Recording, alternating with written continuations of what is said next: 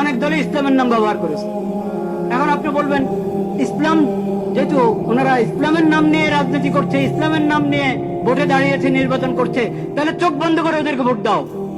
একটা ইসলামী দল, তার স্টার পরে দেখেন, সেকুলার দলের স্টার যেমন হয় ওই দলের স্টারও তেমন। স্টার তো বড় কিছু না, আসলে স্টার তো আসলে বড় কিছু না যে শুধু স্টার দেখেই কাউকে ভোট দেওয়া যায়। কিন্তু তারপরেও এটা কিছু না কিছু মূল্য তো আছে, নাহলে সবাই স্টার ছাপে কেন? স্টার, আমি ইসলামের কথা বলি কিন্তু আমার স্টার পুরো একটা সেকুলার দলের স্টার মতো মনে হবে আগাগোড়া পড়লে। তো এই জন্য আমি বলছি শুধু ইসলামের নাম, এই কারণে চোখ বন্ধ করে ভোট দিবেন না।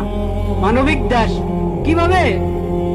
মানবতা। কোন মানবতা? পশ্চিমাদের মানবতা না ইসলামী মানবতা?